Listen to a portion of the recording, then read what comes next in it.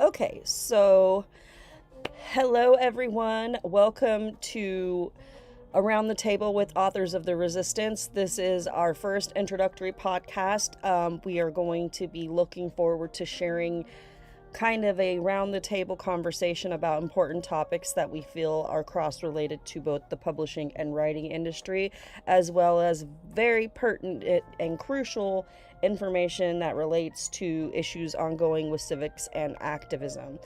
Today, we are going to be talking about a very familiar author that many people are notoriously going to have all kinds of feelings surrounding her and the things that she's done, which is J.K. Rowling, in particular, about one of her most recent social media posts and the bigoted and kind of antagonistic remarks that she made to try to diminish the authenticity and the relevancy of asexual persons.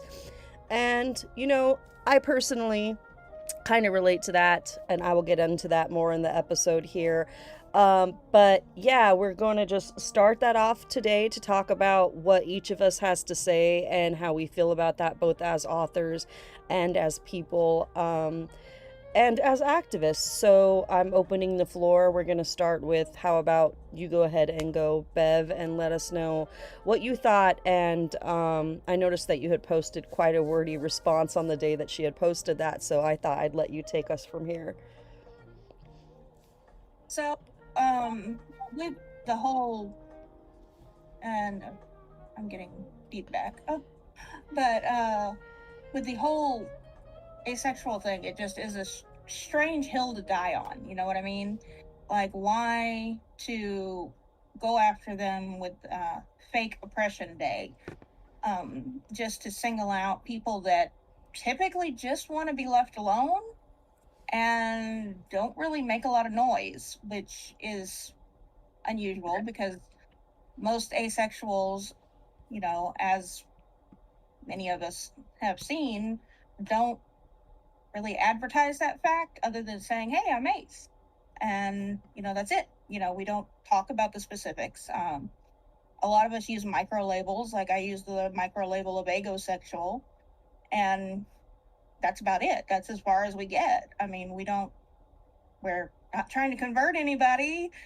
We're not trying to make people not have sex. We're just Well, being what who we I are. thought was a little bit really stood out to me was how she was trying to say that people that want to celebrate the fact that they don't want to shag anyone. And, that's very it lacks depth, and it really doesn't show an understanding of what it means to be asexual and how it's actually very diverse. And nobody is really going out here expecting people to celebrate the fact that they don't want to get laid like this makes them some kind of superhero. It's just to let Right. people know that, to represent that if you feel this way, you know, some people are hypersexual and they're Mm-hmm. prone to being highly promiscuous, and no shame on those people. Everybody does their own experimentation at their own evolutionary level of wherever they are, and relationship dynamics and things like sometimes we find ourselves in relationships we never expected to find ourselves in, and those end up being the Mm-hmm. best ones.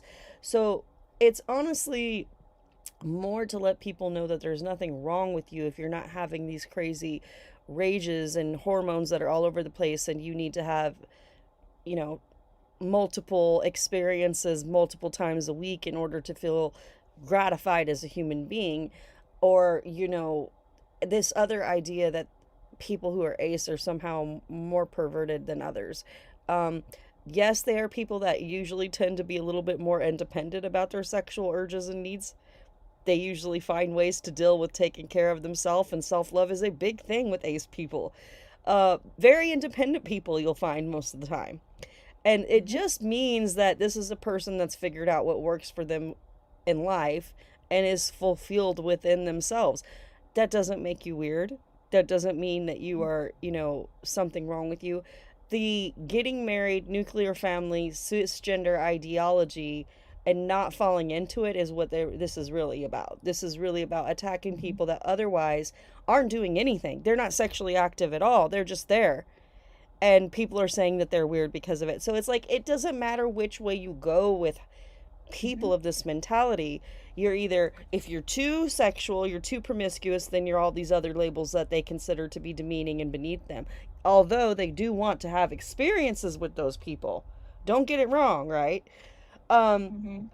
or, they're on this other end of the spectrum where they think that, if you don't even want to have that regular ideology of what social structure should look like in a nuclear family, that you are the eccentric and the oddity and that they need to be attacking and bullying you. And it's ridiculous. Right. And I think partially kind of like it boils down to a couple things here with JK, right? So like what I know I've mentioned before, like attention grabbing, she's losing relevancy for one. So of course she's got to rage bait. She's got to make people pissed at something. And then at this, what you were talking about, the nuclear family, everyone, Christian ideology, if you're not out there, creating a family in that sense, you're useless. You don't belong. And I mean, that's what I've always gotten out of it when you see a lot of white side cisgender, folks that are Christian just talk about like asexuality. Well, if you're not out there doing it with other people, then what is the point? Kind of thing. What's the point of your existence? And that was the whole point of that day, right? Like to make sure that they know that their existence is valid and that they are cared for. Right, exactly. So, And yeah. that, I mean, and also not just that, it's also extends to letting people know this is where you're at right now. Like, people evolve. Relationship dynamics as you are going through your hormones and as they begin to level out in life, your interests, your maturity level, all these different things have to do with your orientation and your relationship dynamic styles. And when you're a young person and you're still figuring out who you are, I mean, subscribing to this idea that you need to do the Cinderella complex and get married and have this big, beautiful wedding and everything's going to be happily ever after is part of the reason why we have so many problems. Because we have basically we reared up generations of little girls who came to believe that this was what it was going to really be like, but we never raised these little boys to actually be that Prince Charming. Because if they actually were that Prince Charming, it might be a little different, but none of them want to be Prince Charming. If I don't know if you guys remember um, the Swan Princess from the '90s, but basically they're Rothbard, and even if you look at that, cartoon and you look at the way that Derek is, he's very misogynistic, and I mean, even when she asks him what else, and he's all like, "You're beautiful. What else is there?" There's a lot there, actually, guy. Mm-hmm. Like, there's a lot to unpack. Yeah. um, and then everything that he has to go through to prove that he actually really loves her, so that Odile doesn't get to basically steal her identity and she dies.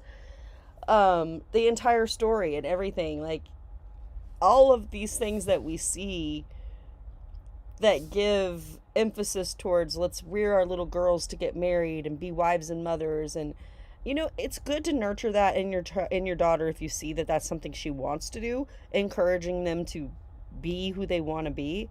And some girls will tell you, all I ever wanted to do was be a mom and a mother, and that's totally fine. The problem here is when you start taking people like her who are in a position where they have had billions of dollars made off of their IP, and it impacted so many people that fall under all of these umbrellas, and to just completely alienate and diminish them and act like they don't exist or treat them like they're lunatics when they have done nothing to her and they're not causing any harm or pain to anyone else in the world. Nothing that they're doing is causing anybody else any kind of upset unless you just want to find something to complain about. Like, everybody else, we don't look at priests in the Catholic Church and say, why are they celibate? We accept that that's what they are. Why Mm-hmm. is it any different for ace people? Like, why do they need to go through all of these hoops and why does she have such an issue with trans and now ace people? I just don't understand this. Did something happen to her surrounding trans and ace people?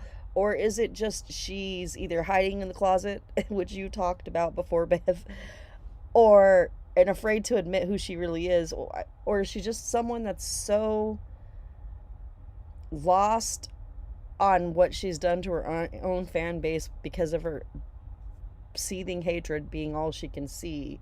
I've never been able to figure that out about her, but I told someone the other day because I I went to a store and there was a young man, a cashier, probably like 21, 22. And I mean, he's worked there. I'm a usual customer, so I've seen him a few times. And it was the day I went to this big book sale for the local library. And I had just been, he's like, "What did you been doing today?" And I mentioned that I went to that. And he was like, "Oh, well, I'm really glad to see that people are still reading. I kind of want to get into writing." And I chuckled. And I was like, "Oh, yeah, that's what I do." And he was like, "Really?" And I was like, "Yes." And he goes, "Yeah, I'm really worried about how hard it is. And I heard it's really hard to get an agent and stuff." And I said, a lot of the people that I am friends with that now have agents started out indie and it took them 10 years. And I said, and I'm about to mention a person that I know a lot of people have issues with for good reason. And he kind of tilted his head and quirked his eyebrow. And I said, J.K. Rowling was homeless when she wrote Harry Potter, and it took her 10 years to get that IP on paper. So here's the thing. Just because it's hard to get an agent. If you have the material, you have the hard material already written before someone and they can see that, that's half the battle. And I told him that. And he was like, "Really?" And I was like, "Yeah, most of the time that's half the battle. Like, you can't just go to somebody and be like, 'Oh, I want to be a writer.' Everybody does that. You have to show that you're a writer. And you have to show that you're not only just a writer, like, you have to be able to create engaging content." And then he goes, "Well, how do you do it?" And I told him, I said, "Well, the Stephen King method, 2,000 words a day, Monday through Friday, is a great technique. You take weekends off. But if you can't do that, this is what you do.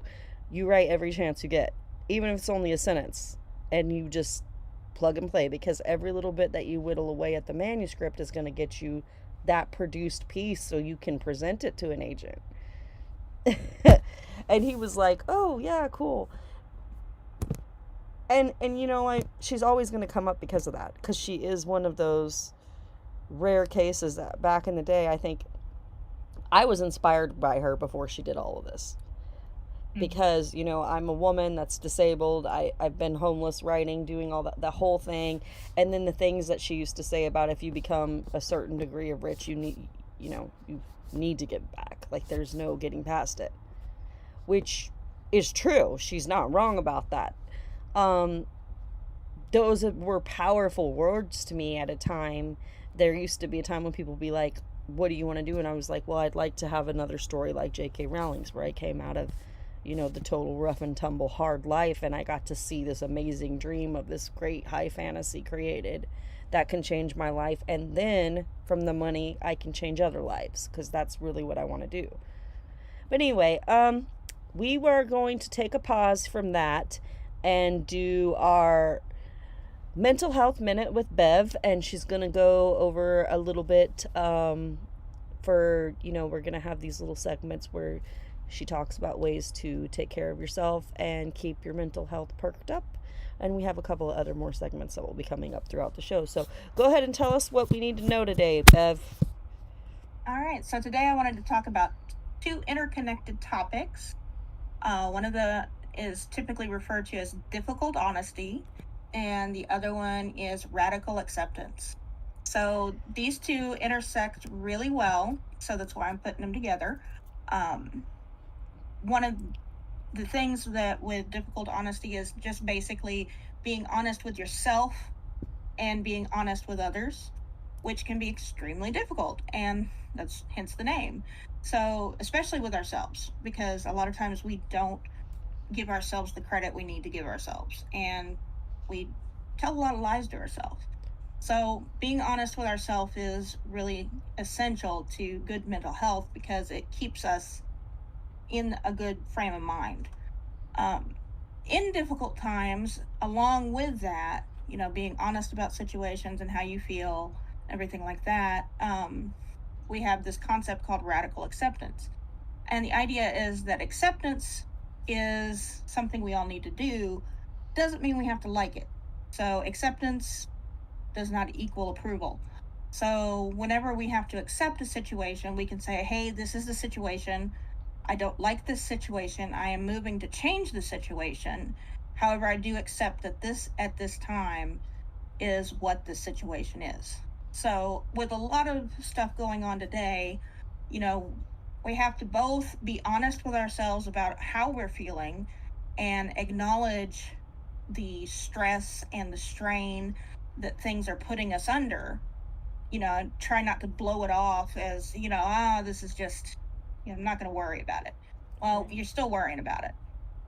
So you got to admit to yourself, okay, yes, this is a stressful thing for me, and learn how to accept that situation and move on. Right. So, like, I feel like since we all know we all have masks, right? Difficult honesty for me, and when it was introduced to me a couple of years ago, was really just coming to realize that kind of stifling your own self and your own voice and things when something is bothering you is not the right way to be. That is one of the ways that we create a lot of internal turmoil, and it causes more stress and depression in the long run because you're constantly battling this inside. Whereas, even though it may be really difficult and uncomfortable to approach a topic or a situation with someone, getting it out there and telling the truth about it, how you honestly feel, and just dealing with it is more productive than continuing in that way, because in the long run, most of the time what will happen is you will continue to build up and build up until you blow up upon the person, or you become avoidant entirely, and neither of those are healthy ways to be. So then comes the radical acceptance. So after you've already done the difficult honesty steps and you're like, hey, this is what's up, this is how I feel, and the person has heard it, and whether they like it or not, it's been made clear, and you give them the opportunity to try to kind of, you know, do the things that are, your boundary setting within that. If they don't, that's when you kind of get to that point where you have to reach radical acceptance. Well, this is what is, and I have done everything in my power. I was honest, even though it was difficult and challenging. I tried to negotiate and work with this person to work the relationship dynamic or whatever out, and they're still just continuing to behave in a way that is just not tolerable to me. And I have to accept that. You can't ever change it, and you can't continue to try to diminish yourself to try to be people pleasing or walking on eggshells to be around or involved with that person, because that's only going to continue to produce more problems, just like I said before. So they're great. Those are great aspects and very, very important, and I feel like they're under talked about. Like, they're not spoken about as widely as some, Right. Of the pop psychology terms that we're hearing a lot right now. Right. Which isn't Pop to psychology just is a terrible thing. yeah, which isn't to say some aspects of things that are going around and like really gotten a lot of attention aren't true, but there's a lot of different types of personality types, and then triggering moments, and the trauma does different things to the brain for each type of person, and whether it's CPTSD or whatever the situation may be, like, which I'm not a medical professional. I can't really give much more information other than my experience and what I've observed, because I have done some peer support.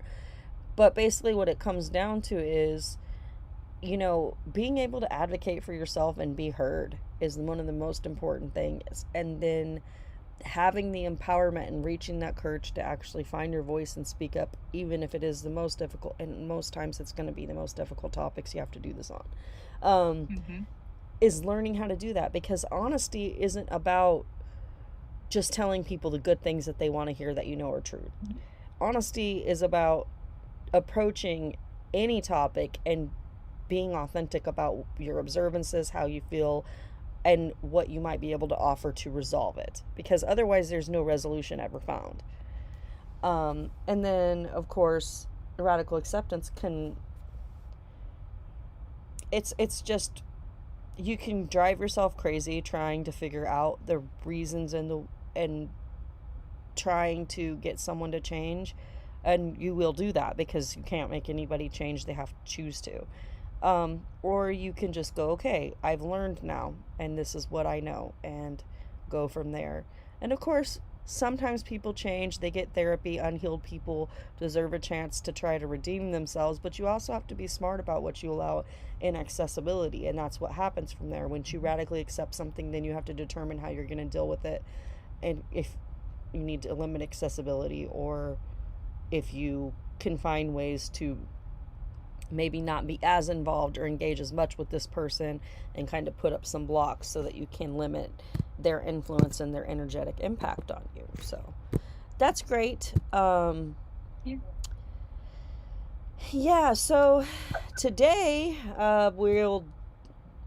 we've had some crazy news happen today, you guys. I don't know how much you've seen, but we have been elevating several names as our direct actions as a group, which is great. And I'm really, really glad to see the amount of people that we've, been working on trying to get awareness for.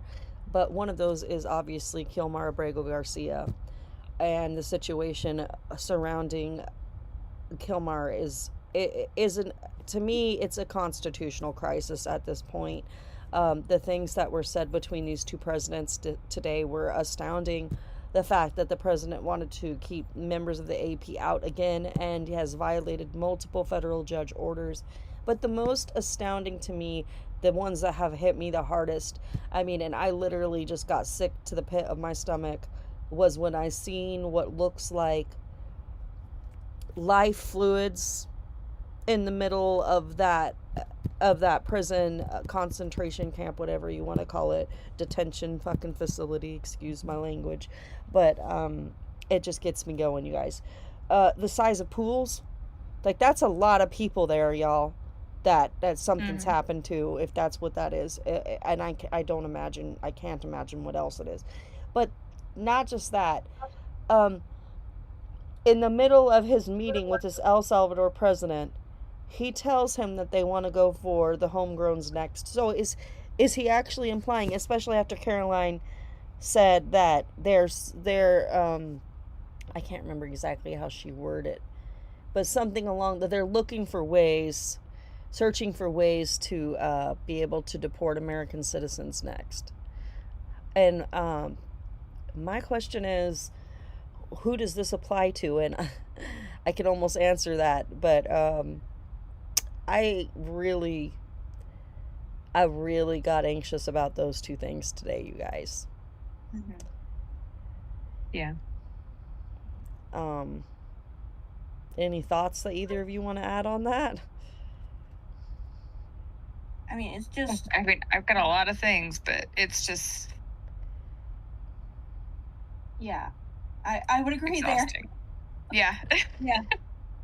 I mean, the whole situation is just. I mean, it never should have happened to start with. The whole situation, but the fact that apparently the leader of the country can't even get a guy out of a prison because he's a terrorist, when the guy is terror. Yeah, and the guy's guilty of nothing. I mean, he's a musician, right? Like, I mean, come on, guys. So. I mean, let's be real. I mean, he has no, as far as I'm aware, no criminal record. He's a musician. Yeah. He was an asylum seeker, who had a legitimate reason to be in the country, and then, poof, a clerical error. I don't think so. No. And the idea that they were trying to reframe him as a quote unquote terrorist, when there's nothing there. Please provide me some evidence of where this man substantiates as a terrorist, because this is the first we had heard anything of him, and it doesn't add up. How does it become an administrative error, and now all of a sudden these two presidents are calling him something he's not? They're literally labeling him something that, as far as all of us know, he's never done. So what constitutes as a foreign domestic terrorist now? I mean, honestly. Right, and yeah. Does it mean when that... they're referring to him... and when they're referring to him too, it's a little dehumanizing. It's like they're talking about like an Amazon package left on the wrong porch. Like it's. Oh, we can't return him. Are you kidding me? You can load people up into cargo bay areas of planes, military planes at that, and you can go over here to this country and you can open the doors and put them out, and then you can't take them back in the same fashion. Even you can't take them back even in the same fashion that you delivered them in, and give a presidential pardon or some shit. Right. I mean, any good president would be going looking for Kilmar directly to that prison himself. Where's Kilmar? Where's Kilmar? We made a huge mistake. Bringing him back, giving him some kind of freaking huge civilian medal of honor, trying to do something to right this huge, disgusting wrong. Instead, they're trying to stand with their entire chests inflated like they have done some great thing by diminishing murders in their country that this man had absolutely nothing to do with. And that's not the only situation that's really got me unnerved. They keep even just here in Oregon, they canceled 15 student visas at the University of Oregon this week. And abruptly, without any due process and any explanation, nothing. And of course, these students are pushing back, but I thought this was supposed to be something that was being done to crack down on cartel influence, and yet every story we're hearing about is people that have come here with visas and passports that they can easily type in their information because they're legally documented and they're doing what they're supposed to do. So you can go and find them and see that they're doing the thing they came here to do, which is, in their example, go to college. I don't, but yet he's trying to scale back on now. I don't know if you've seen, now he's saying that there's going to be some exemptions. They're not going to be doing as many raids on farms and stuff because we're about to come into harvest season and now, right? And all the working, and well, not harvesting, but crop season where everybody's planting and all that. And then they'll come into crop season and they need the work. So, same thing with what he did with trying to remove some of the tariffs off of certain electronic devices that would be coming from China. And so it's definitely just, at this point, like I said, I really feel we're in a constitutional crisis, and I really don't know what we're going to do about it. But my biggest why it hit me in the pit so hard is we're being activists, right? And even what we do is inherently political anyway. Being women, being writers, and every other aspect that could apply to us, because chronic illness, disability, all the the different umbrellas that we can fall under marginalization. That homegrown people he was talking about is us, you guys. That's us. And anybody who listens to this or subscribes to content like this, it's no joke that they're literally looking at people coming to this country's smartphones right now to check and see what they have on their social media and determining whether or not they should be able to come into this country. I have never seen anything more Hitlerian in my life, other than Hitler himself. Right. Right. Okay, well, our next segment is going to go to Kendra, and she's going to talk to us about sustainable living and mindfulness within that. So what you got for us today? I kind of wanted to start from my beginnings in the gardening sustainable areas. So wanted to have a garden for a long time, never really got to do much with that. And then I got my own home, but then was too busy to do anything. Well, then COVID happened. Everybody started doing new things, taking on new hobbies. Some people were making sourdough. That's still on my list of things to try. Or gardening, and being more sustainable, more self-sufficient living. So where I started with that was the bucket garden. And a lot of people, if they go look at any of my social media, they can see actually the anniversary of that is right around now. So Home Depot buckets lined up everywhere on our front porch with different things in it. Number one thing is be mindful of what you are putting in your bucket garden, because one, you want to make sure you're planting the right thing at the right time. Right. Two, I mean, if you've got cold weather crop and you're planting it in the middle of summer like I did, it's not going to do well. It's going to die. As soon as it pops out of the ground, it's like, oh wait, it's too hot out here, and it's gone. You're not bringing that back. No matter how much water you give it, anything, it's too hot, it's not going to happen. If it's not warm enough, it's not going to happen.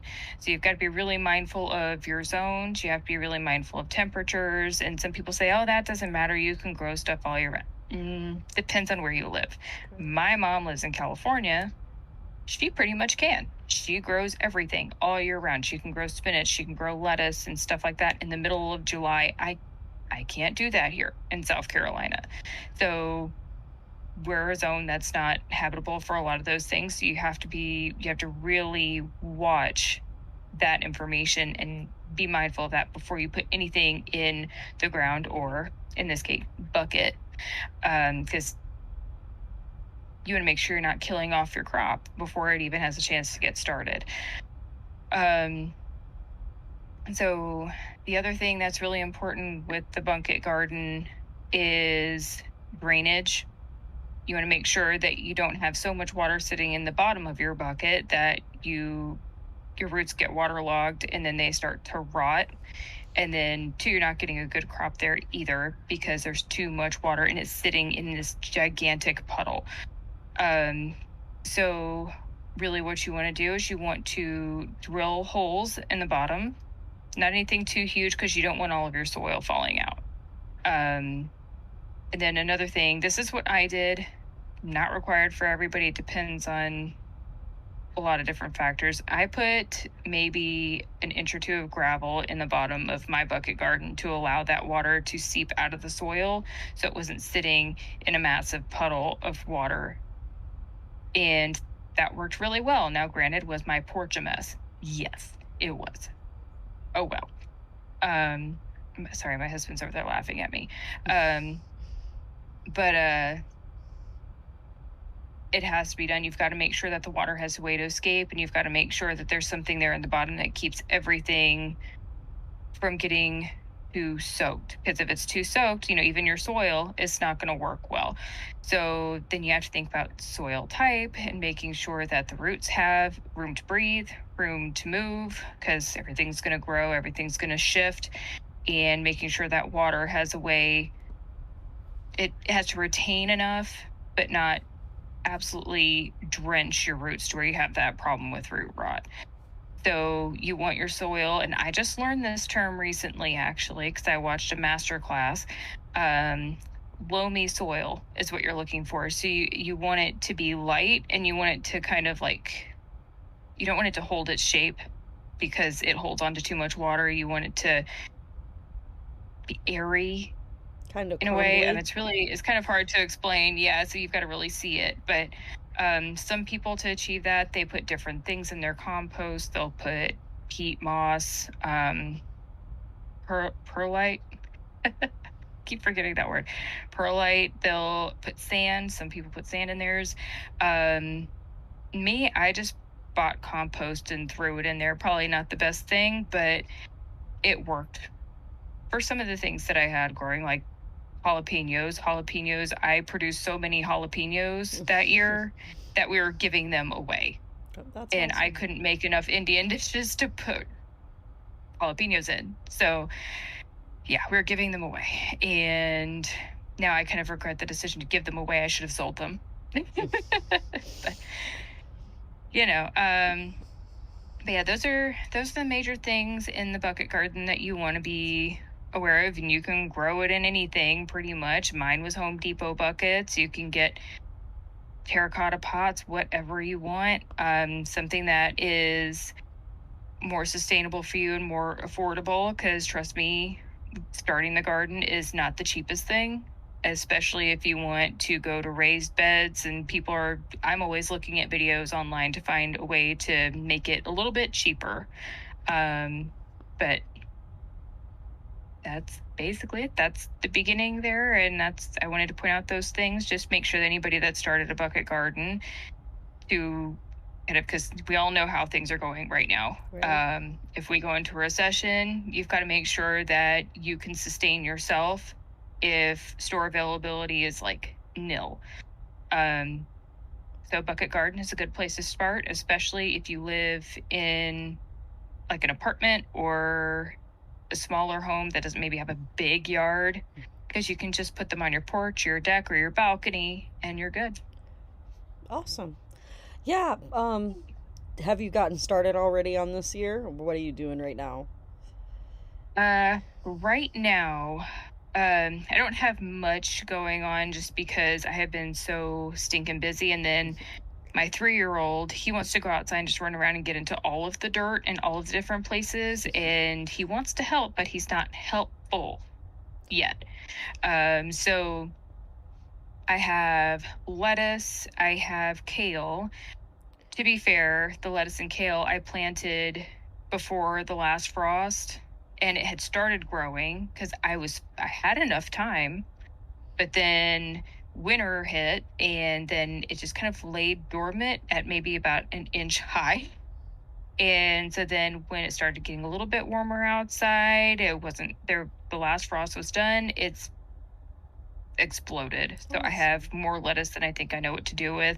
My son goes outside now whenever we go out there, and he actually takes a leaf of lettuce and eats a little bit of it and then hands it to me and says, "All done lettuce, Mom." Okay, that's fine. And then me and him got a massive pot that I had lemongrass in last year. It got huge, but I don't even remember what the name of the insect is now, but apparently it likes ornamental grasses and killed it. Oh. Along with it being root bound. It ended up being root bound. It got massive, and I thought the pot was big enough. It wasn't. So like I said, still learning. It's a process, but we pulled that out of there and then put some new soil in, and me and my son planted peas. Oh, that's awesome. Yeah, and I checked them out this morning, and we actually have pea sprouts. We have like 12 pea sprouts in there, and I'm really excited because the first time I did peas was in my bucket garden too, and one, it was too warm for peas. Right now is a good time to get your peas started. And two, they got powdery mildew, which I didn't know how to get rid of at the time. I was looking everywhere, and I was like, okay, I think I'm just gonna have to scrap these. It's too hot for them anyway. They're not liking it, and then we have so much rain. Yeah, I tried. So we're trying again this year, and hopefully, fingers crossed, we'll have peas. Be Hopefully great. so. Sounds like there will be an exciting time for you and your son to harvest some peas. Hopefully, as he gets older. I have plans. Hopefully, as he gets older, he's plans. more helpful. Okay, well, the next segment that I'm going to do is creative spark techniques. And I do have a little sheet here on ways to refill your creative spark. One of the number one ways I think that really helps me, and I told Kendra about this before. I had heard when I was going to college about one of my professors said you need to find a way to refill your creative pot, because every once in a while, just because of everything going on in life, you can really feel zapped of energy, zap of your creative spark, and you're kind of, that's when you usually run into creative issues like writer's block, for example. But there are a couple of things that really help to kind of reignite that candle so you can get excited about the things that you want to do and find reasons and purposes to continue to create things, because as we did discover during COVID, it was things like that and active practices that kept us sane, right? So, you know, nature walks are a really great one. That's something that I like to do a lot, especially now that it's spring. Even if that's just walking around like your apartment complex one or two times and then going back inside. I've found that just going for a little walk and seeing squirrels running across the yard or something could spark something in me and really kind of bring my spirit back to a place of calm and serenity where I could start wanting to work on refilling all of my, kind of processing my negative emotions so that I could get rid of those and move forward and transmute them into fuel to, push, excuse me, push towards my creative projects. So that's a big one for me. And then also binge watching like nostalgic shows or like cartoons or movies from the 90s that really stuck with me and really just bring me kind of moments of joy. Um, and I wanted to ask you too if there was anything in particular that you have that you would like to add that helps you with moments when you're feeling down and, your creative spark. What about you, Bev? I mean, music for me is the big one. Just kind of turning on music and letting it play and just kind of falling into the lyrics. That and not writing the same thing that I'm trying to write. So if I don't feel creative on one story, switching gears and going to a different one, or switching it up entirely and just working on some poetry. Right. And, just not focusing on what's got me not being Right. creative at that moment. But yeah, just turning on some music and trying something different really works for me. And what about you, Kendra? It's basically the same for me, largely music. Music has been a massive thing for me since I was a teenager. It helped me through a lot of really difficult things. And so it's been a continuing thing for me. If I'm depressed, I can put on some music. If I'm anxious, I put on some music. If I'm feeling burned out, music. Music is everything. It influences pretty much almost every part of my life. And if I'm having an issue with creativity at the moment or feeling like I'm not being productive enough, I can turn on the millions of playlists I have and it Find brings it something. back. Yeah.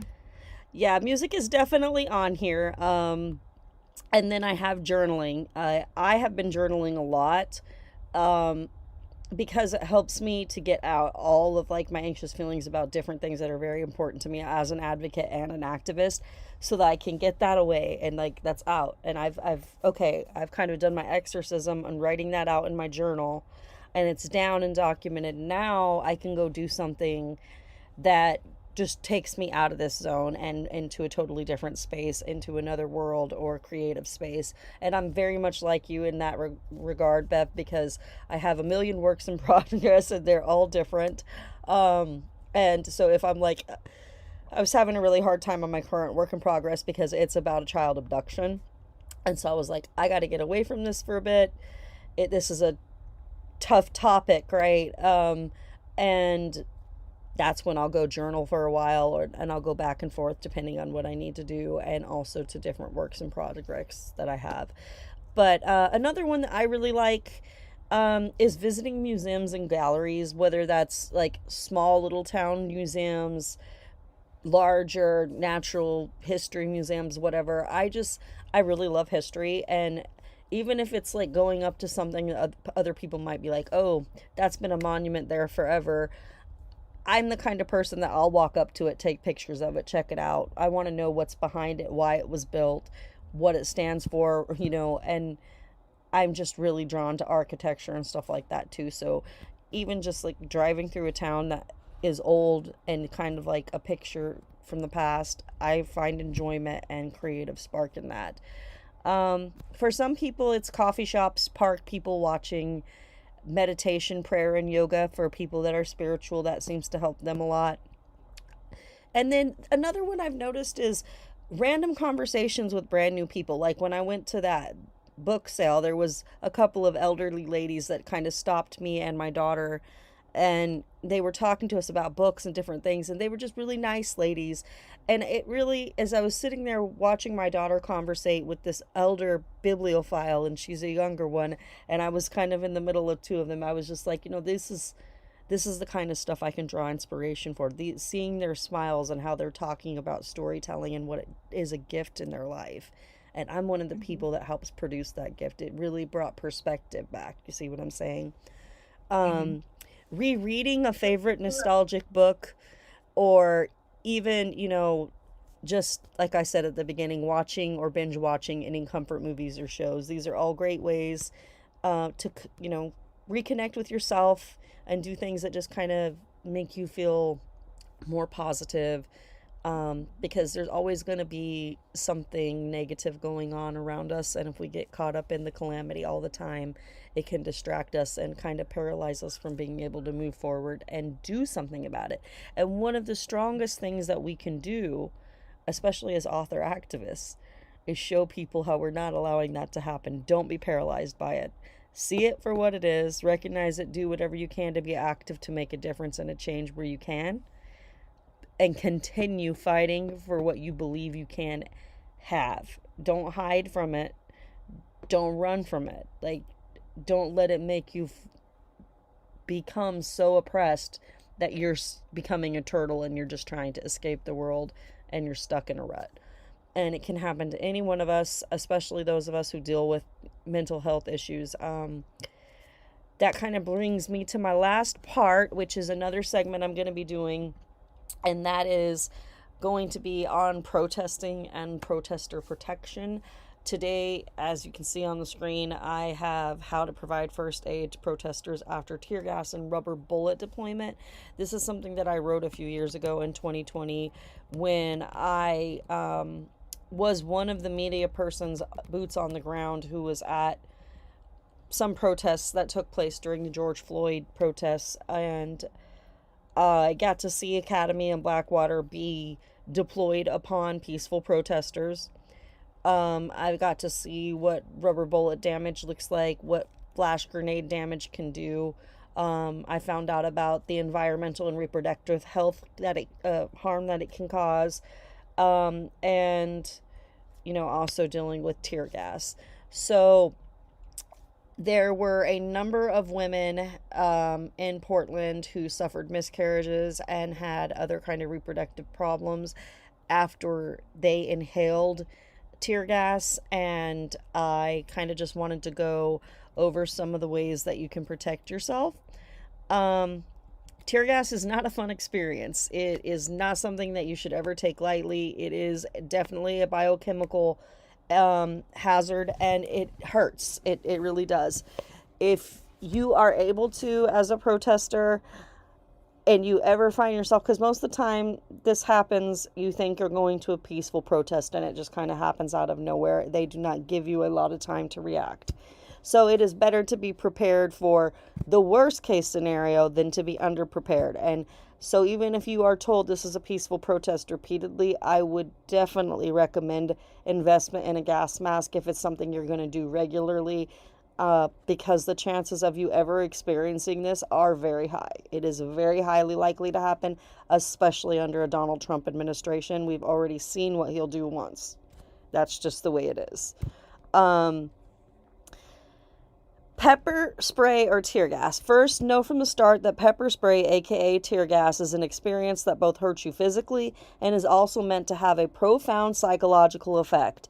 It's very dehumanizing, and it has a strong way of breaking your morale. It totally, completely, you become a sniveling baby. Like, it does that to you. There's a reason for this. The intimidation is meant to make you return to subservience and engage your flight response. Being disoriented, you become more fearful, and that makes you more vulnerable and easily detainable. That makes you an easy target, and that's their objective goal. Understanding basic militarized tactics here is helpful because it helps you prepare for the mental duress that this type of event can have. And activists that have been through this, myself included, will tell you that when they speak to veterans about it feels like everything like wartime and time just stops for a minute, it really does feel like that. And you have very limited reaction time in that moment.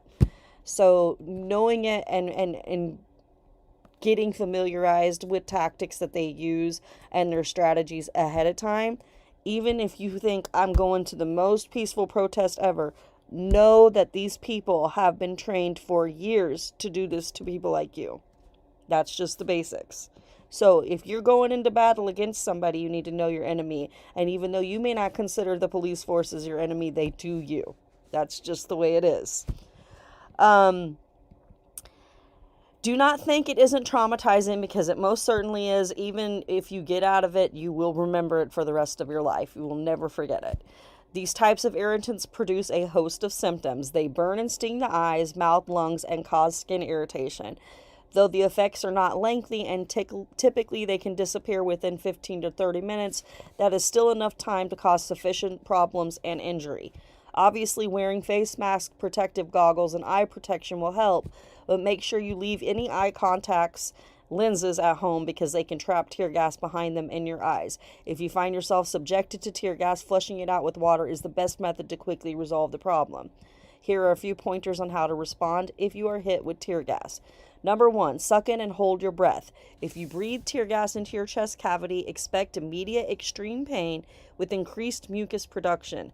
Don't be surprised if you have the urge to vomit several times and actually do. You will find yourself doubling over in pain. It makes you nearly impossible to walk. Immediately close your eyes. But how will I see? Well, not every situation allows for you to do this. Closing your eyes when you can will help keep the tiny CS particles from entering into your tear ducts, and that is a big problem if it happens. Flee the scene. Excuse me. Leave the area, because this is the best way to avoid further tear gas grievances and is the best way to literally catch your breath.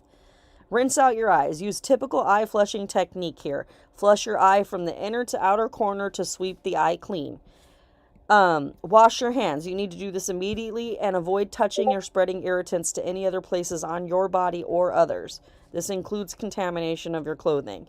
Change your clothes immediately. If you are not able to change your clothes, then rinse them off so that you avoid residue from tear gas causing further irritation. Take a shower. When you go take a shower, do not use hot water, because it opens your skin pores, which will allow the residue to seep into your body and cause you further irritation and problems.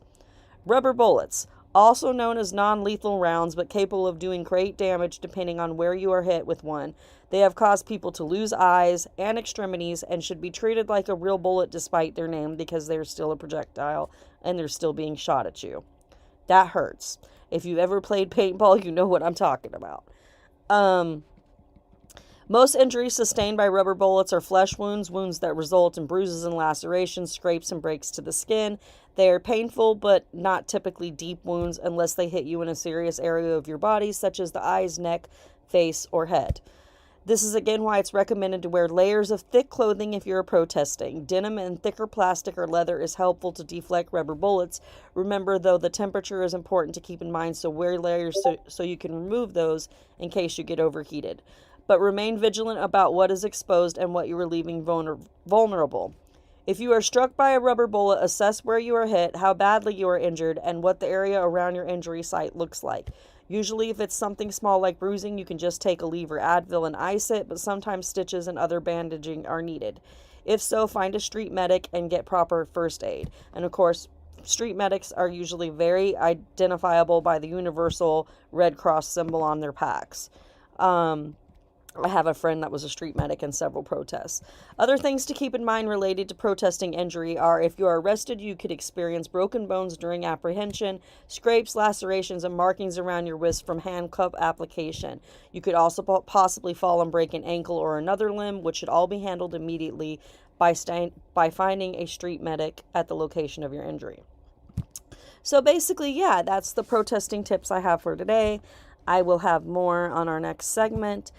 And that's pretty much all that I had for that topic today. Is there anything else the two of you would like to add relevant to the main theme of what we've seen, and ensuring that ACE people know that they're supported despite other people trying to diminish their existence. It's just astonishing to me. I'm not laughing at that. I laugh at her and how much hatred she has to have in her heart to feel like at her age she needs to be doing that. Yeah. You know, it's pretty sad when she's behaving like a teenage troll. Yep. Yeah. That covers it. Yep. It does, yeah. All right, well, it was great talking to you both tonight, and that will be our first episode of Around the Table. Go ahead and continue to support Authors of the Resistance by sharing our direct actions as we advocate for those who need their stories elevated and for the public to be aware of. And thank you for joining us tonight. Bye.